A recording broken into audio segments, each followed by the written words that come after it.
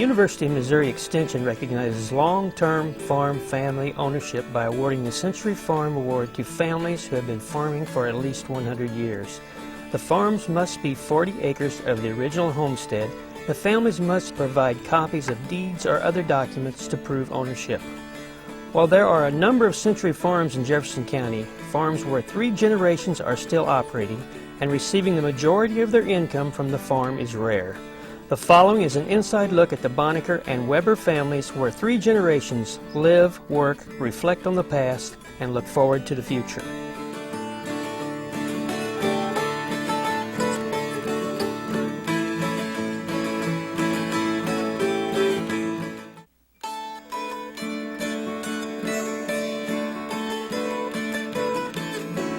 Why, out of 3,400 farms in 1930 in Jefferson County, has so few remained viable today? These families have experienced many changes in agriculture over the past 100 years.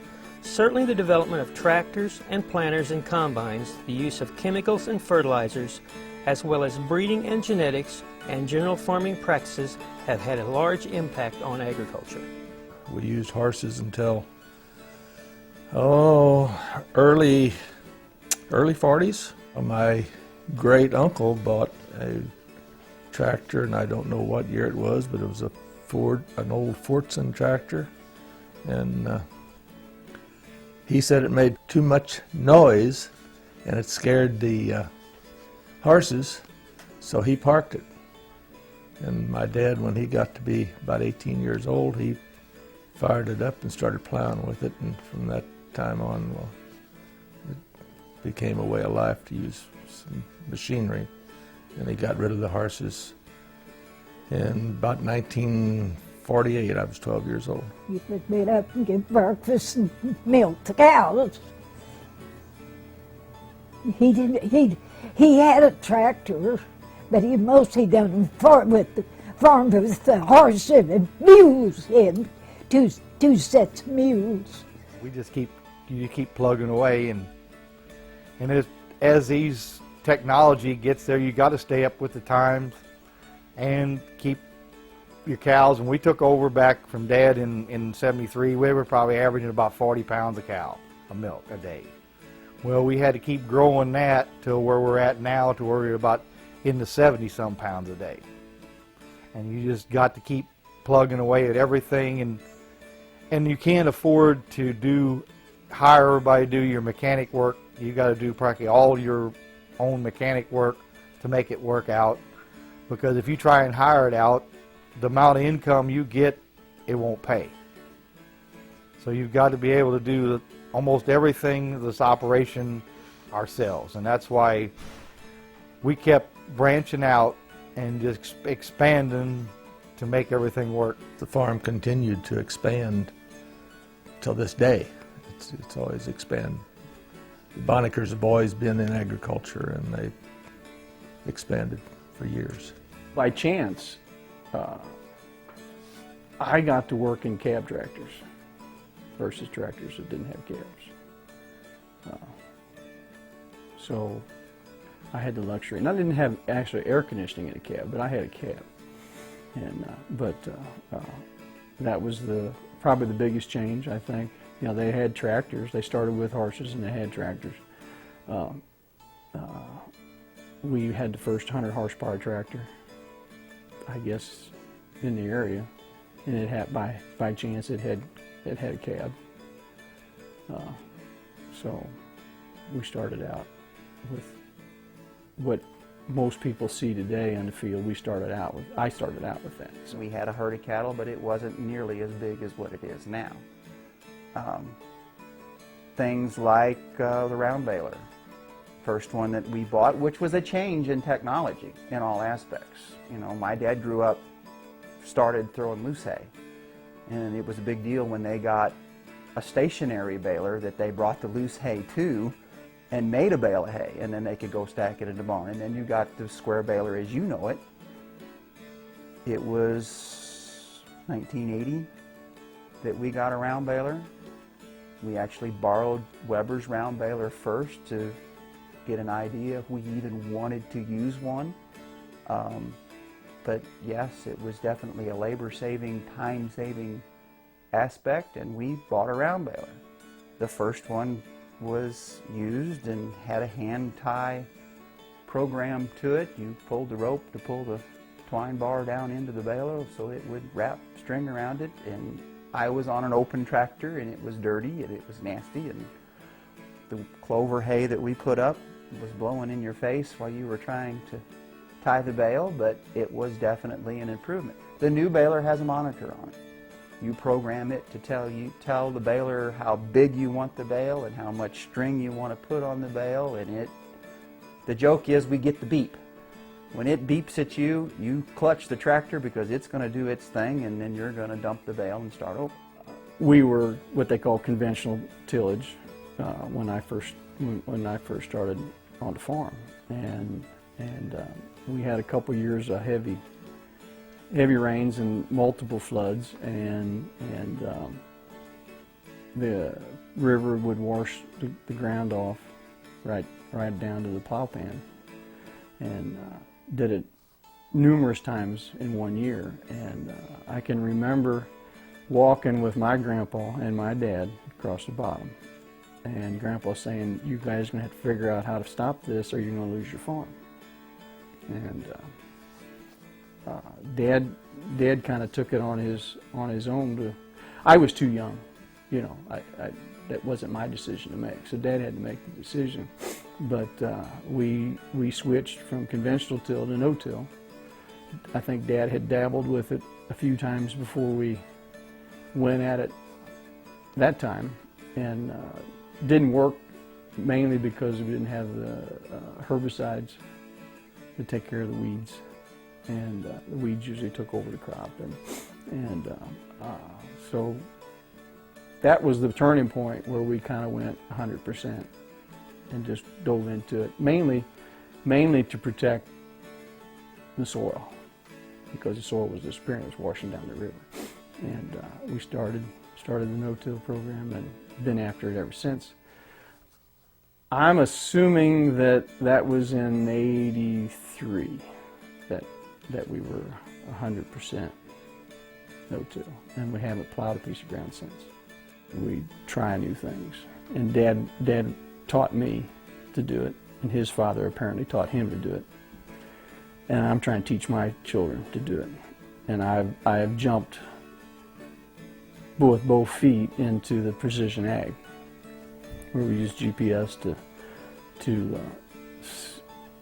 you know, set up our fields so that we don't have too many point rows, and to track how much seed goes in the ground, how much fertilizer goes in the ground, to track the yield that you get off of it, to compare the two, to try to trim the cost, because seed is expensive and fertilizer is expensive, and you don't waste it.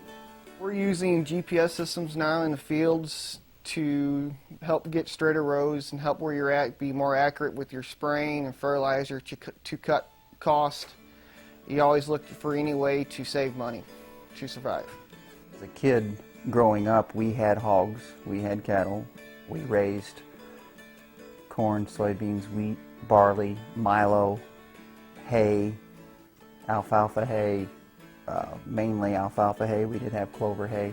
Also, we were very, very diversified growing up, because as the philosophy was passed down, if one commodity wasn't making a profit, hopefully the others were. You know, when you had a bad year, say a drought, and the corn crop and the bean crop wasn't making it, you could fall back on milo. Milo was a dry weather crop. You could fall back on the cattle and the hogs. That's what got us through and allowed him to make land payments when he needed to make the land payment to buy these adjoining farms. Through the years, they have found ways to survive drought and flood, low commodity prices, and difficult family relationships to keep the farm operating. We have a unique situation here in that we're not a partnership. And the diversity that I talked about earlier is now a specialized farming. My brother row crops. It's strictly what he does is row crop. my main source of income is related to hay, whether it's baling to sell or custom work, but it all revolves around my hay equipment. And the cattle are supplement mine. I have my own herd, my dad has his own herd. We help each other and we communicate on different ideas of how to do things, and it's part of the reason why they're separate, because his idea and my idea are not always the same. But in the end result, the end want is the same, and that's that our children can survive in agriculture and can continue on with what it is that we do and what it is that we know. And my brother hit on it with the fact that you learn from previous generations' mistakes. And we try to pass that down, and every chance that I get, every time I see something happening, I point it out. Everything revolves around the computer. Like Uncle Jeff said, he plugs his laptop into his combine to tell what's wrong. And it's the same thing you got to do with the truck any days now. Anything that breaks down, you plug it into a computer to know what's wrong. And you got to be able to know how the computer works to even know what's wrong with the tractor. And if you don't know what's wrong with the computer, then there's no way that you're ever going to do anything with new farming. And with the way that this economy is going, with just not making the old products, you can't use an old tractor. You can't use an old mower.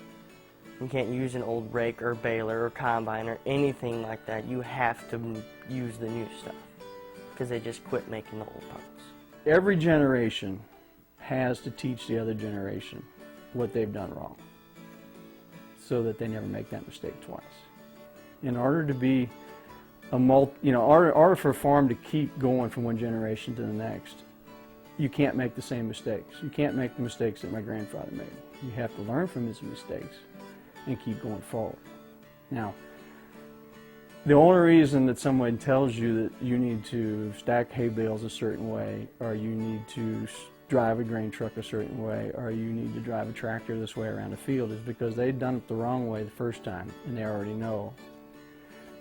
So even though it's difficult for the next generation down to take that criticism or take that order, or whatever you word you want to use, it's only for your benefit that you're being told that. My grandfather was not scared of change. He brought the tractor out and fired it up, even though his father said it scared, or uncle said it scared the horses. He used the tractor. He knew he had to change. He knew he had to modernize. He knew he had to grow. My dad was the same way. He brought in Charolais cattle when everybody told him he was crazy, that they were not what we needed in this day and age, and that they weren't going to work and they weren't going to pay his bill, and he was going to whatever. Same thing with the no-till farming. They laughed at him when he said he was going to no-till farm. You have to believe in yourself, and you have to embrace changes and try them. Not saying that you're going to use them, not saying that every change is a good change, but you don't know unless you try them.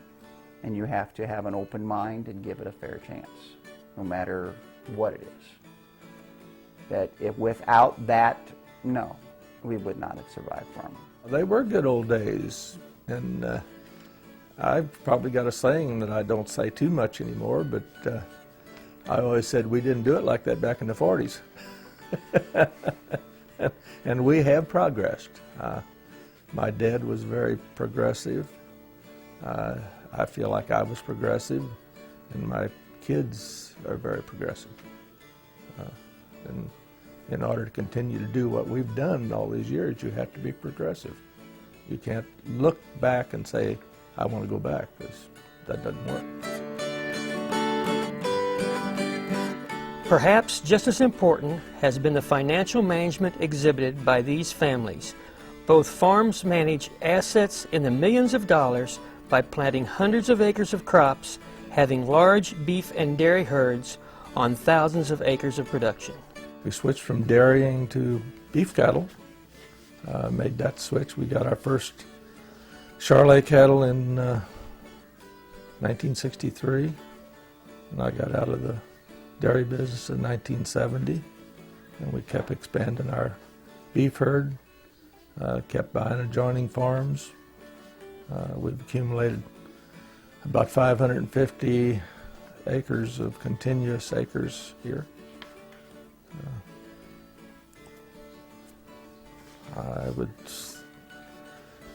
I guess we got between the boys and both the boys, they do a lot of row cropping, a lot of haying, and we rent some pasture, so we're probably running over 3,000 acres or so. There's about 4,000 acres that we take care of. Well, I'm with row crops and pasture and stuff like that, and we own about 770, and then we rent about 3,300 acres is about what it amounts to. Well, we basically took over from Dad in 1973. At the time whenever he was farming, there was not such a demand on everything. You more or less you grew everything for your own survival. In other words, they had a garden, they took care of everything, and everything was raised for your family. Basically, what you had and what little stuff you sold, that's the money you had. Well, as time went on, that got so expensive to buy, you couldn't stay at that small a scale to have time to take care of a garden or do any of that other stuff. You had to get bigger, and you had to have bigger equipment and all that kind of stuff. So then that all worked into the Pioneer. You just don't have time for all that stuff that you did before, because as we grew older, we noticed we had less time to do what we had. And just like the last 10 years, we have less time now for ourselves than we did 15 years ago. When we took over, we had about 300 acres here, and it was about 70 cows milking at that time. Well, and whenever we got, after we went a couple years into the situation, whenever we had to re-borrow money to keep paying everything, we couldn't operate. We either had to get bigger or get out. So that's when we decided to expand. Our gross income last year was like $2.4 million. And it's so hard to decide what to do to make sure that you make the right decision, because one wrong move could really hurt you. You're talking $15,000, $20,000 with one wrong move right away, and it's hard to recover from that. There's just so much demand to do, because your profit margin is so slim that you can't operate otherwise. Because it's just no different than last year when our milk prices went from, the year before was 20-some dollars down to $10 last year. Well, there's no way you can operate under them circumstances. We were trying to operate under the same price that we got back in the middle 70s. To be able to pay for it in agriculture is a challenge in itself. It was something that my dad did, and I really wonder how he got it done. And then looking back at some of the things that we didn't have growing up is probably how we were able to build what we had. We didn't have any of the extra pleasures and oddities that the neighbor kids had. Everything that was made was put back into the farm. The profit was put back into the farm in order to ensure that it's still here 5 generations later. As the farm goes, we have to change from the old cab tractor that you manually shift to the new cab tractor that you push a button on. And they're more expensive. You have to do more with them to even pay for them. So the amount of ground that you cover doubles just to sustain it, and that amount of ground is dwindling. There's not the ground to do the work on. And I foresee it to be, you're going to have to sell some of the ground, because the ground is worth more than the hay you get off the ground, or the crop that you can put in the ground. Because when that year comes that you don't have a hay crop or you don't have a row crop, you're going to have to give up the tractor, and you're not going to have the money for the next year to even go back to it. So for our 6th generation on the farm, we need to go to school, and we need to learn to do something else. And we need to do something that we can bring back to the farm to keep the farm moving. and you got to find other ways from the property around you that you aren't using to make money off it too, like the cattle, the hay, the ground that's too wet to put crop on, put cattle on it, or the woods that you're doing nothing with, cut firewood off it. I took that into my own hands last year. I supplied my grandfather and my other grandfather with wood for them to burn, to cut down on the cost of propane to heat a house. And then I can turn around and sell that wood to make my own profit as well. It's all a matter of what this economy is going to do. Is the hay going to stay up? Is the crops going to stay up? And do you want to do it? It's a lot more work than people know.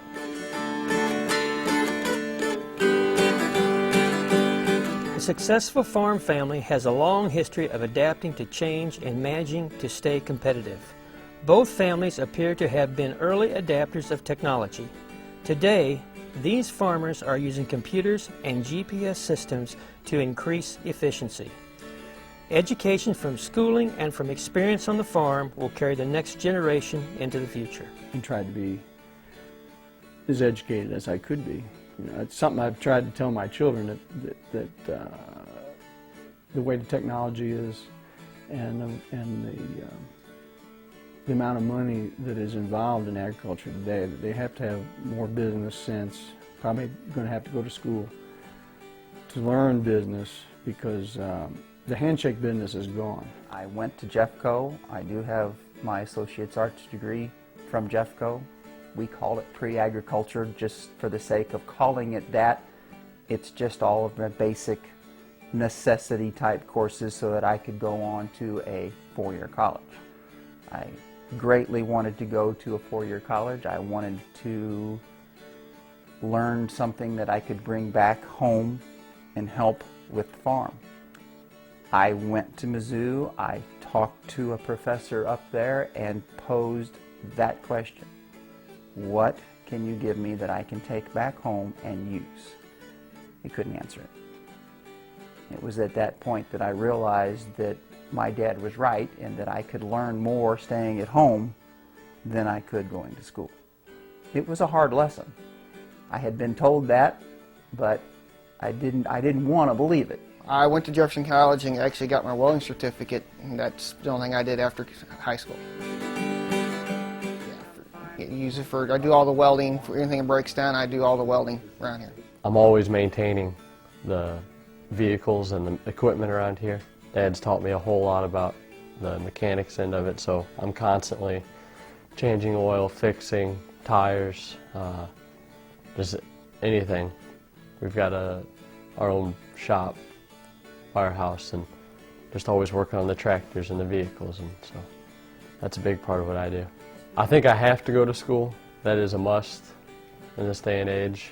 Like my father said about the technology, there's not a whole lot that he can tell me about the technology because he's still learning himself.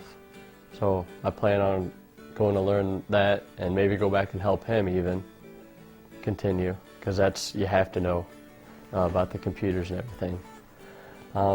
I hope to go and learn something to fall back on, because it's a big if out there. If in 10 years there'll even be a farm to be farming with, I need something to go back on. I hope to stay in the ag industry, but I don't know if I can be on a farm planting crops, and I don't know if that'll be able to sustain myself.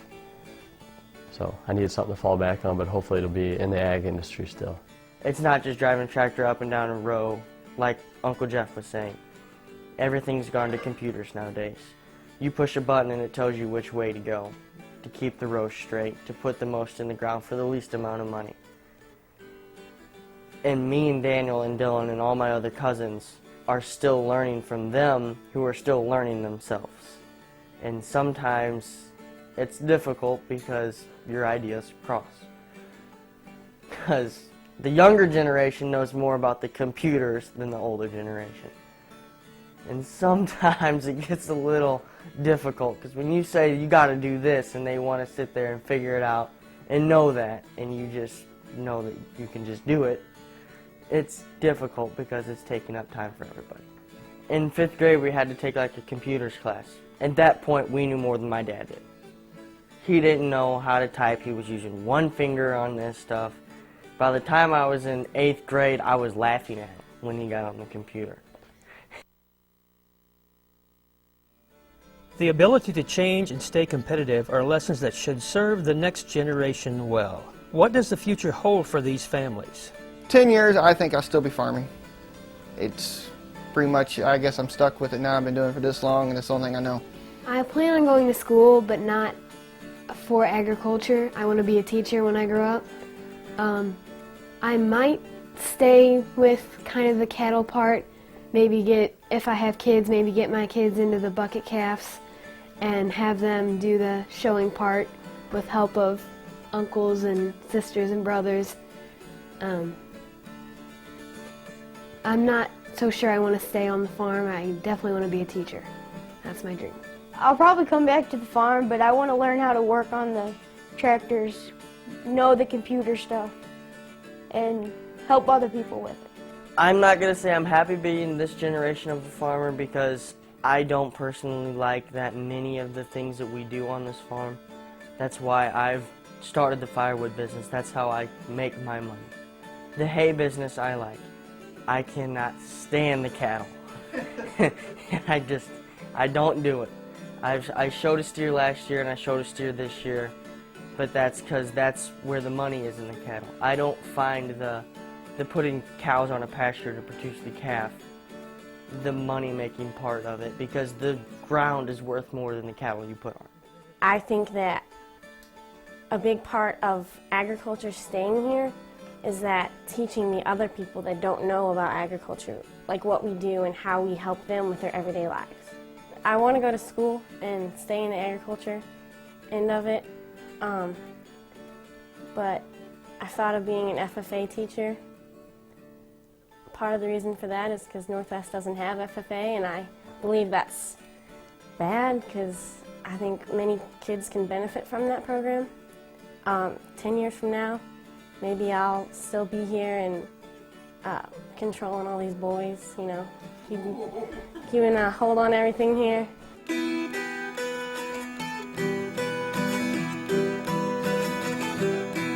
Both families have an intense pride in their farming operations, and certainly they should, for only they know the hard work and sacrifice that has been invested in the farming operation. I think there's an enormous sense of pride. That's one of the things that kind of keeps me going. I think it's pretty cool that I'll be the 6th generation and that's all we've done.